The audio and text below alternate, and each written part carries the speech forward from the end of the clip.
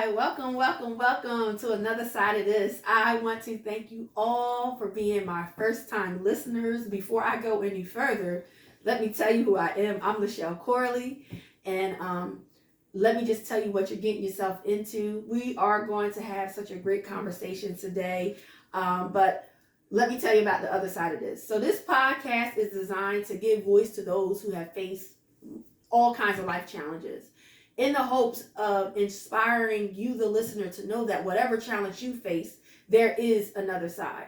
And all of my co-hosts are people who I see as an overcomer.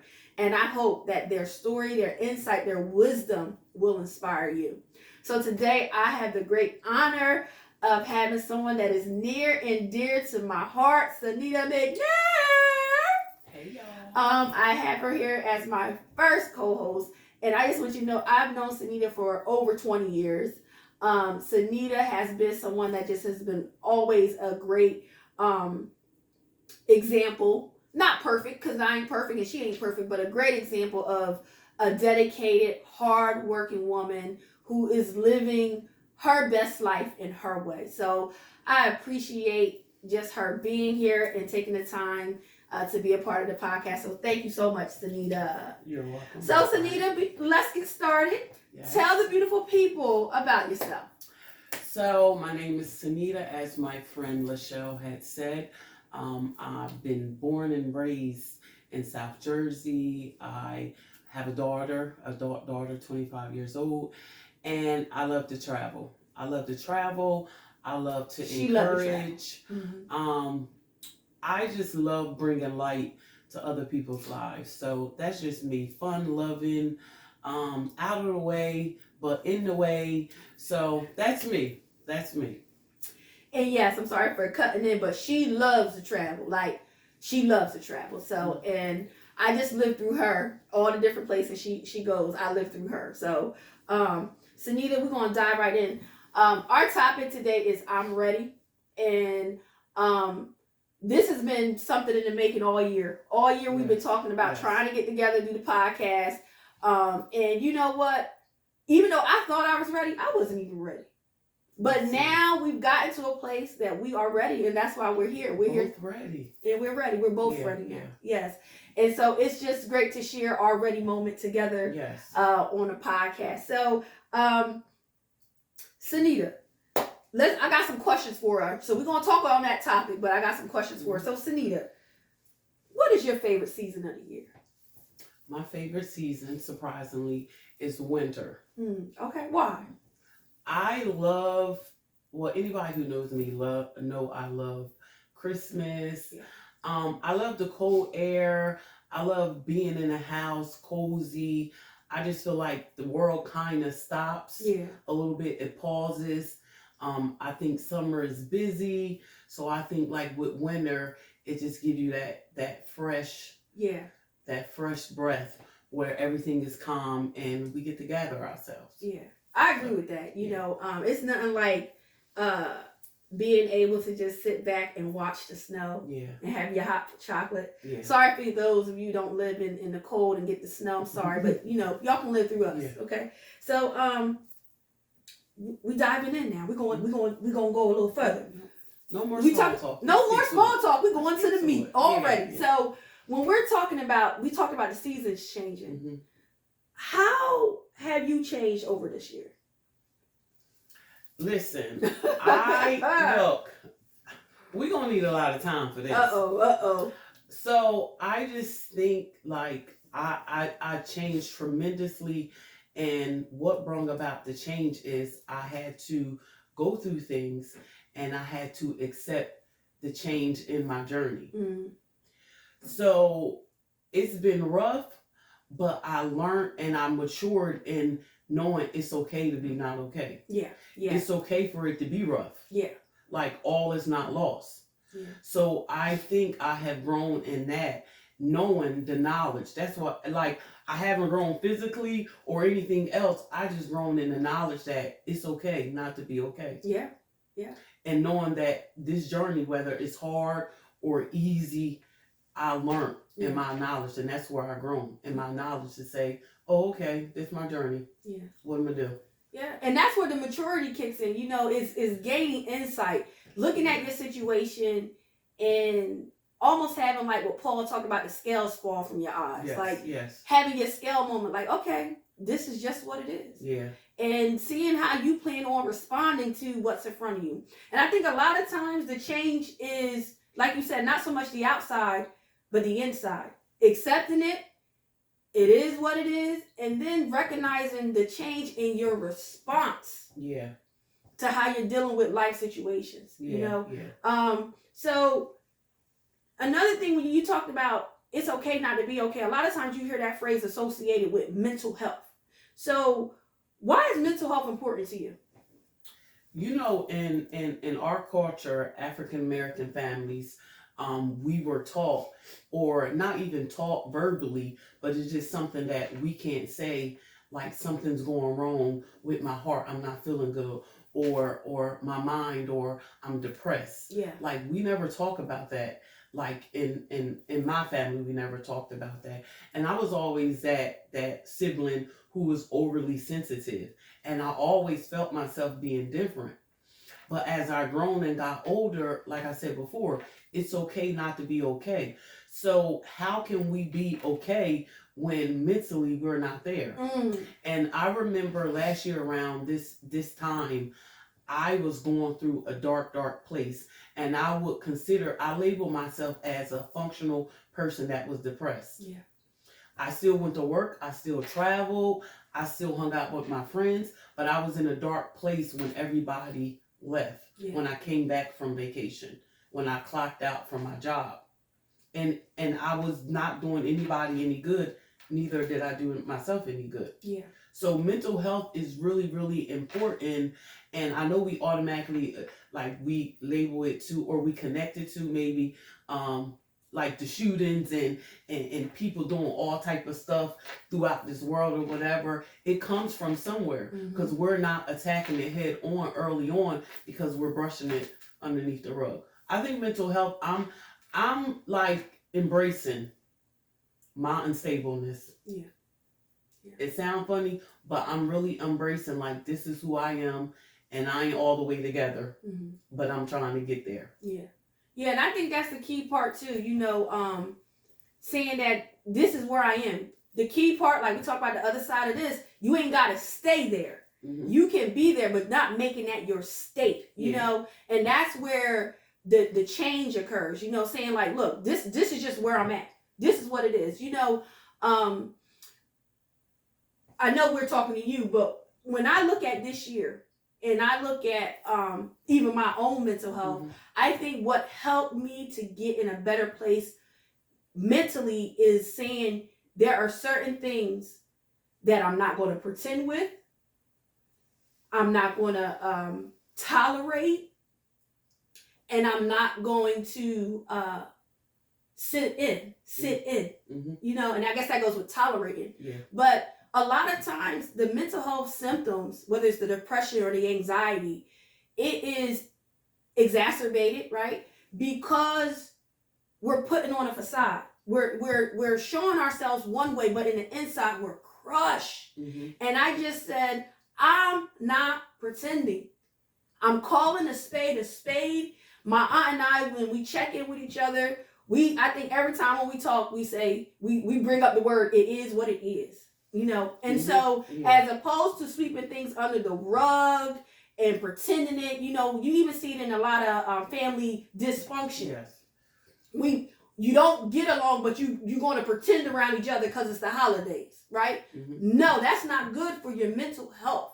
So when I hear you say that you learn to accept this is where I'm at, I don't have to stay there, right? You don't want to make it your state. You want to do something about it. But this is just where I'm at. Yeah. And when we talk about readiness, one of the most important part to being ready for change is accepting where you are. And you know what?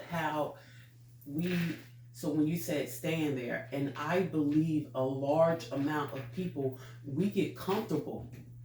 I was comfortable crying every single day. Even when I stopped crying, I noticed I wasn't crying. I'm just like, what, huh? What? Like, So we get comfortable saying, this is where I'm at. It is what it is. No, yeah, it is what it is, but it don't have to continue the way it is. Right. So a lot of times we're comfortable in where we at. We're comfortable in that sadness until you say what you said. Already, I'm no longer tolerating certain stuff. Yeah. And that saying, you'll know when you had enough when you had enough. Yeah. Yeah. And then you be like, okay, it's insanity to do the same thing over and over again, and you want different results. It's never going to be different until you actually say enough is enough. You draw the line and say, I'm moving forward. Yeah. Yeah. And I want to clarify something too. I said accept where you are. When I say accept where you are, I'm not saying, oh, well, I'm just depressed all the time, so I guess this is what my life gonna look like. I'm anxious all the time. I just guess this what my... No, I ain't saying accept it like that. Like that's your final state. What I'm saying is recognize this is the point of this is what this point in my life look like. And then you gotta make a decision. Do you want to continue, or are you willing to do something about it, right? Are you willing to transition or get help to move forward from the state that you're in? And a lot of that's like going back what you said, that word tolerate. Are you still tolerating stuff that you notice is not edifying you, is not building you up, right? You don't have to tolerate certain things. But until you get to a place where you are at the point where enough is enough, you're going to keep tolerating things. You're going to keep tolerating your own behaviors, and you're going to keep getting the outcome that you're getting. So, that was all good. And so, Sanita, another question I have for you is, what when you hear the phrase "I'm ready," what does that phrase mean to you? Woo, she on the roll, y'all. So with I'm ready. So even to go back and repeat what I was going through last year. I remember a time. Well, we both remember that time where you said, "I want you to be on the podcast," and at that point, I was in a not so good place. Yeah. A not so good place. I wasn't happy. And what made me more not happy is because people was noticing that I wasn't happy because I just wanted to be a certain way. So it was you reaching out to be on a podcast, and you was very consistent but considerate. And you said, okay, you ready? So I was ready. I'm just like, okay, I got to do this. One, I didn't want to let you down, but then at the same time, every week you contact me, something will happen, and then my spirit would just be like, oh, I can't. And I remember that moment you said, well, you don't have to be whole. You don't have to be in a specific place to do this. Like I said, I was a function person that was depressed. So I remember that time, and you kept on, and then I'm just like, I let her down again. She wanted me to do this, but I'm not in that space. And you said to me, I don't want to trigger nothing else, right? Yeah. So time went on. Fast forward. You said, what does that mean to me? So I remember I was on vacation, and I'm sitting there, and I felt it in my spirit, literally. I said, I'm ready. So I hit you up. I sent you a message, hey, friend, and I was ready to do it. And the thing is that my situations, like, they still there. Like, I'm still going through. I'm still in this journey. But I felt like in order for me to triumph, I'm going to have to start doing some stuff that I never did. Yeah. So I got to defeat this thing. So I had to say, I'm ready. So my situation was still the same. Some of my stuff I'm working on is still the same. But I knew I was ready. Yeah. And it's so funny because I'm just like, she's ready. But I wasn't ready. And I had to do that for myself. Yeah. And that's part of this journey too, that I had to worry about myself. I can't worry about how I'm letting other people down when I'm no good to myself. So that ready, you have to know within yourself. Yeah, absolutely. And I thank you for sharing that. And the other thing is your capacity. You know, when we are not functioning at our best, when we are functioning from a position of this is what I want people, this is how I want people to perceive me on the outside, but on the inside, I'm a whole nother dynamic. Again, being ready is accepting. I'm not okay. And not pretending. You know, you have a lot of people pretending. Yeah. And when you are not in that place where you want to be pretending with people, right? It causes frustration because they're like, well, hey, I'm pretending that everything's okay, but you ain't pretending with me. Right? And a part of that comes from you seeing in yourself like, no, I don't want to, I'm not worried about what it looks like on the outside anymore. I'm focused on who am I on the inside?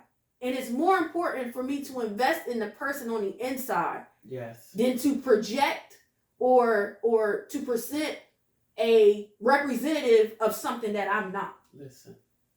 So when you're talking about being ready, be real with yourself. Yeah. Stop pretending. Yeah. If you ain't well on the inside, acknowledge it. I'm not well. Okay, what you gonna do about it? You know? Yeah. And so, what did you have to give up or do differently to now be in a place of readiness? What did you have to do or give up? So, like I said, I'm in this healing journey, and it was, even in my healing journey, I used to be ashamed because I thought it was like a cliche, new year, new me, I'm healing, you know what I mean, that type of thing or whatever. But I'm now saying, like, I'm bold with it. Y'all, I'm on a healing journey or whatever. And guess what? The hardest thing I had to do is set boundaries.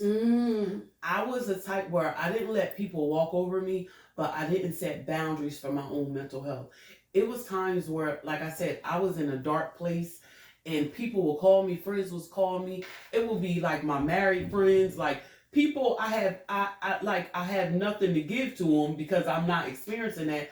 And I was already broken, and I would find myself giving them whatever I had, whatever little bit of whatever I had, and I was sending them on their way.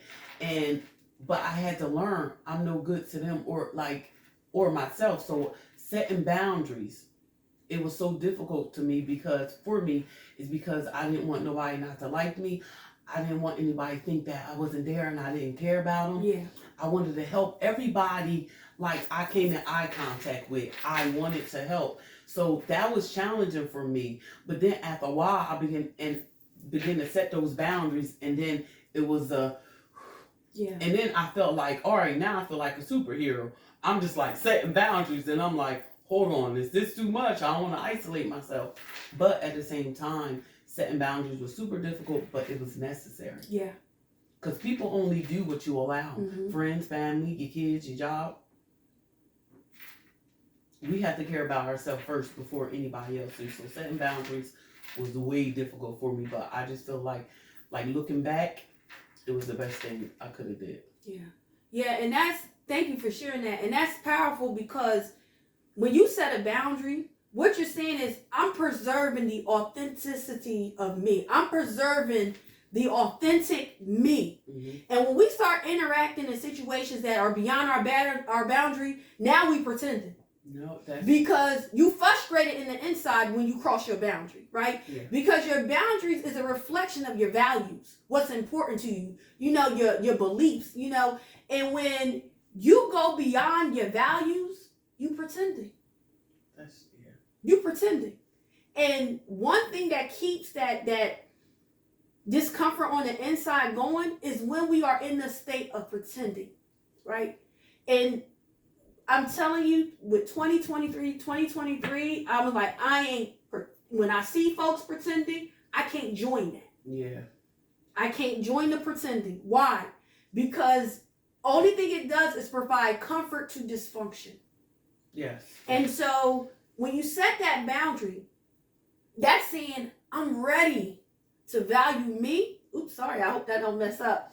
But I'm ready to value me. And I'm ready to give the best part of me to you, so long as we don't cross this line. Mm-hmm.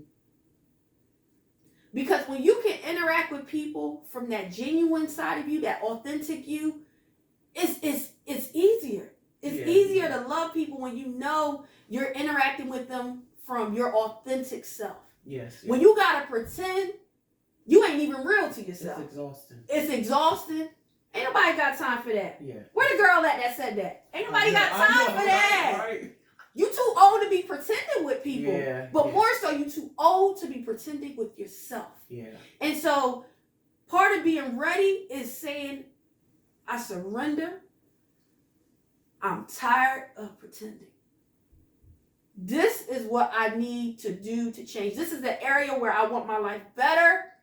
And I'm going to seek out people, places, and things that can help me get to the other side of the area of the change. Help me to get to that side of change that I need. And sorry, so just to piggyback on you, when you said get around people, places, and things, that's what I had to do. And I had to realize it wasn't a bad thing. I realized everybody wasn't on this healing journey with me. That don't mean they my enemy. Right. Or they against me. Oh, that right there. It just mean they ain't on my journey. Yes. And I felt like for those friends or coworkers or family members that wasn't feeding my journey, feeding me on my journey, if I can't speak about I'm in therapy or this is the way I feel or this is what I'm doing, and I seen that they wasn't that interested, it's fine. And I felt like I could no longer when I'm on it, you get so excited when you healing and you doing good. Come on. And that's all you talking about. Yeah. And you see it's not like reciprocated or they're not feeling it. Like I said, it's nothing wrong with that. I just choose now who I want to open up about my journey. Yeah. Yeah. I still love my friends. Yeah. I still love my family. Yeah. My coworkers. I love them. But I learned that everybody literally, and the things that I read about years ago, like everybody can't go where you're going. Yeah. And you just say, no, literally everybody can't. Yeah. Everybody can't. And that's okay. Yeah. Yeah. And that is okay. And that's a good point, because when you're ready to change, you got to be selective. You know, you can't keep going to the same things, doing the same things and expecting change. You know, Mm-hmm. they call that insanity. Mm-hmm. You know, so when you ready, it ain't about who coming with me. Yeah. You know, we going to the other side. Now, it's nice when you got people that can go on the other side with you. But if you ain't coming, guess what? I know there's people on that side already. Yes. So I'll just keep going until I meet up with them. No, yes, yeah. And you know what's awesome about where you don't have to verbalize that you're going to the other side? It's the feeling of those friends that automatically sense it, and they going with you. They're going with you. No question asked. Nope. You know what I mean? So that's the best feeling, like in this journey where I didn't have to scoop up all my friends. Yeah. Like they sensed like what I needed and where I was going. The ones that were ready. Yeah. The ones that were ready. You know, I ain't trying to get deep in the Bible, right? But you know, this makes me think of that story in the Bible about the 5 wise. Yeah. It's 5 wise and 5 foolish. Yeah. And the five wise. Oops, let me hold up. The 5 foolish. Guess what? They wasn't ready. Yeah. Right. Mm-hmm. But the 5 wise, when the bridegroom came, they was ready to go. Yeah. And so then they entered into the ceremony, into the wedding and all that. And the 5 wise ones was out there knocking on the door. Let us in, let us in. Listen. And when you ready, you sit up there and wait for people. You gonna miss out. Onward and upward. We going to the other side. Yeah. Look. With or without the permission or the validation of anybody. Go to that word. Listen. Without the permission and validation. I feel like we live in a world now. We want validation from social media, from our friends, from our coworkers. We want to be popular. Yeah. And our mental health is on the back burner. But as long as we get the validation, like from our friends or strangers, that get me the most. Mm-hmm. It's your people that you don't know and won't see them again, or their social media just friends on there, and you want a validation from them. Yeah, come on. Somebody who wouldn't care, all they simply did was give you a like. The like is what? Not equivalent to my mental health. Right. But when people thirst for that, they thirsty for them likes, they thirsty for a response. Yeah. You ain't ready. Yeah, exactly. If that's what you need to make you feel worthy, a darn click for a thumbs up and a heart and an emoji. if that's what you need to feel value, you got to re-examine that.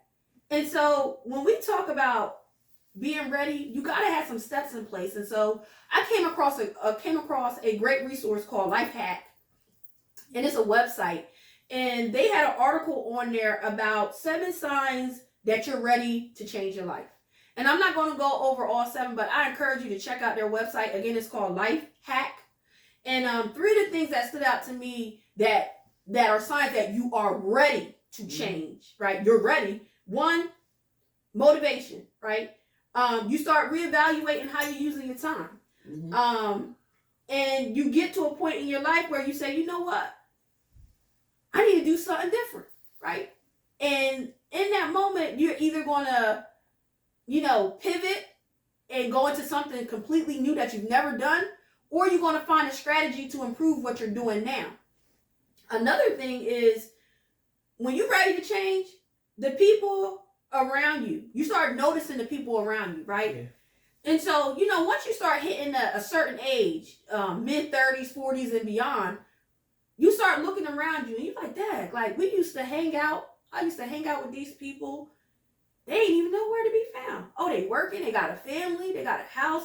And it's not to say that you're noticing the people for the purposes of competing, but the hope is that you're noticing the people for the purposes of being inspired, that people change and people get older. Mm-hmm. When we start behaving in certain ways that are beneath our age, it's an insult to our age. Yeah, absolutely. It's an insult to your age to be behaving in a certain way, mm-hmm. or be at a certain place in your life and you're not making progress. And I understand the saying that, everybody's journey is different.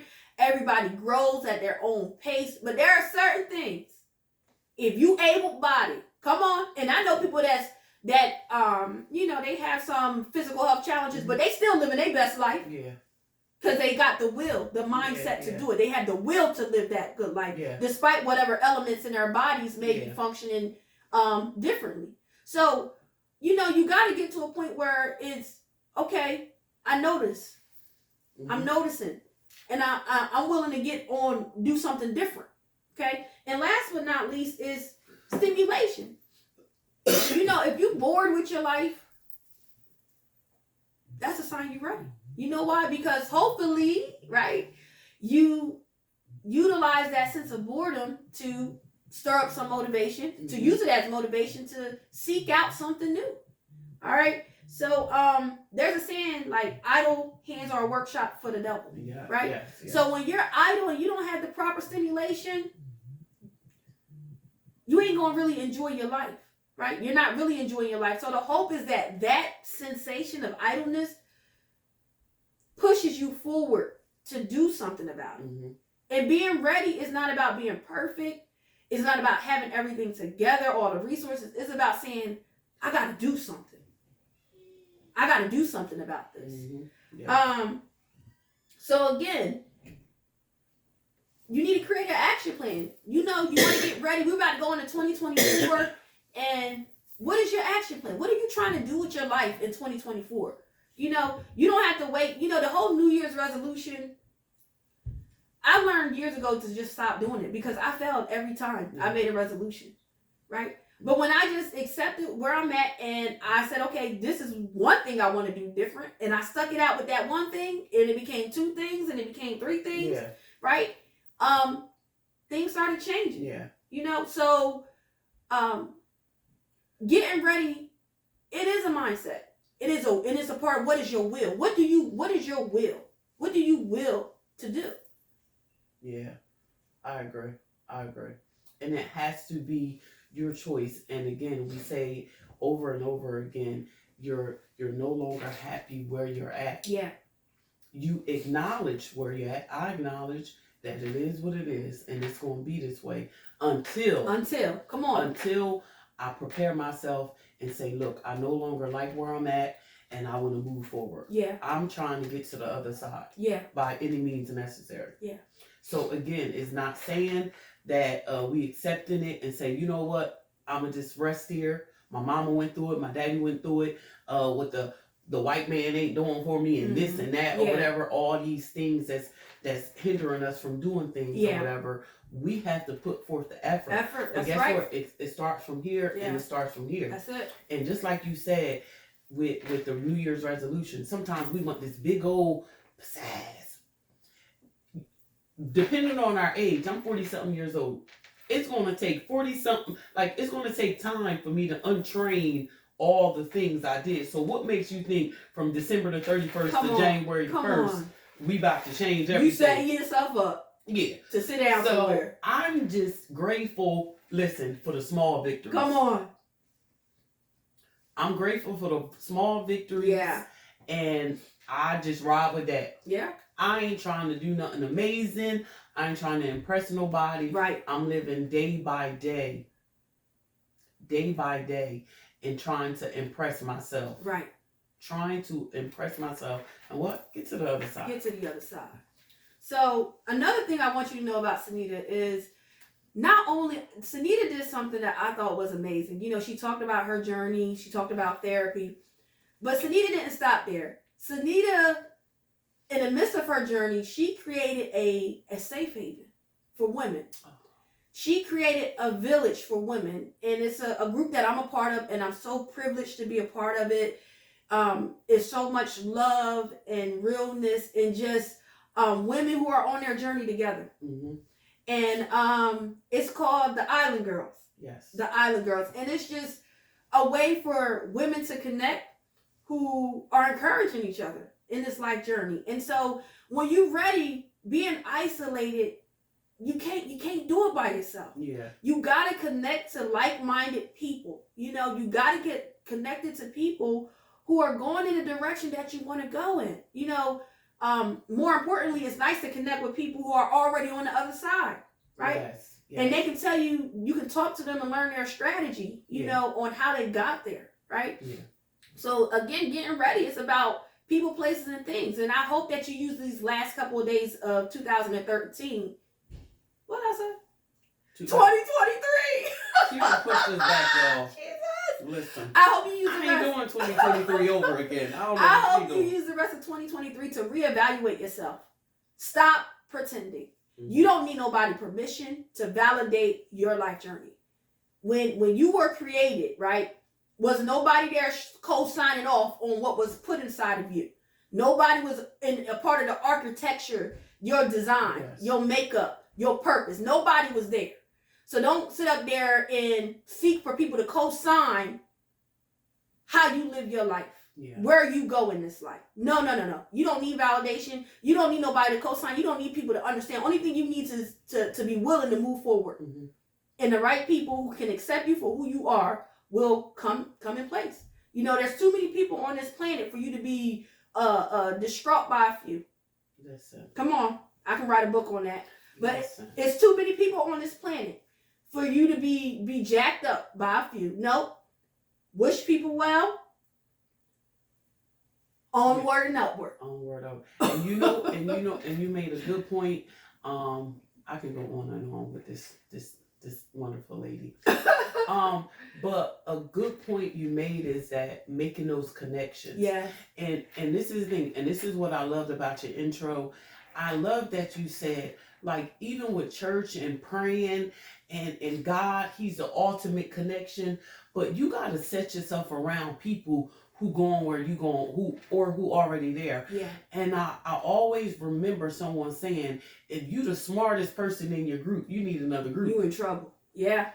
Like, okay, it's good to be there for your friends and your coworkers, but you need resources. Like, it's beyond, like, after I get done praying to God, what's next? Right. Faith without works is what? Dead. Exactly. So you got to get in a circle or whatever, whether it's your job or in your community, get yourself out there and don't be so gung-ho about staying with your childhood friends because you invested 88 years with them. Come on. I love you from over here.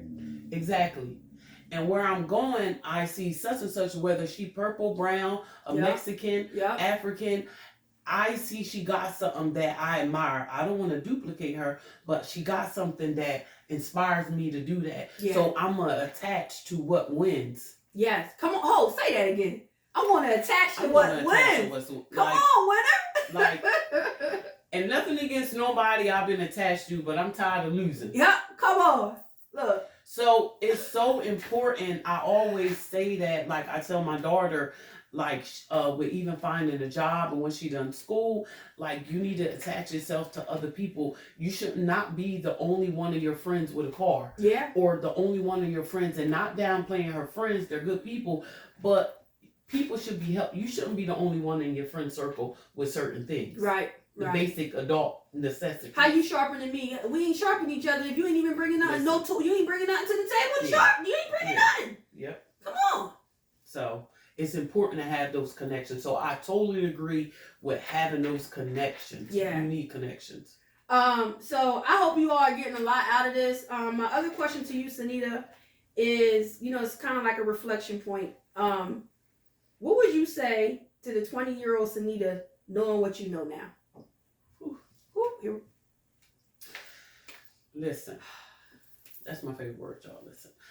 But I would say, like, to my 20-year-old self that don't waste your years and waste your years on what's going on now, because you got greater things to go through.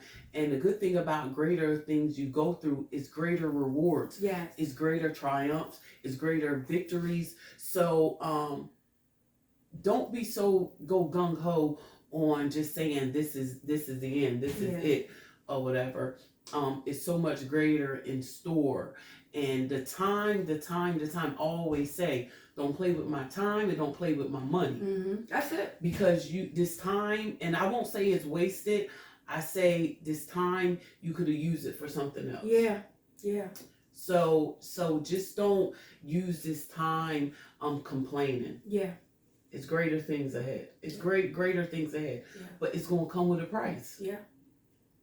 And sometimes that price is reevaluating your friends, right? Reevaluating what you're doing. And seeking out people that are doing things that you want to do, and it's going to take courage, because any form of change takes courage.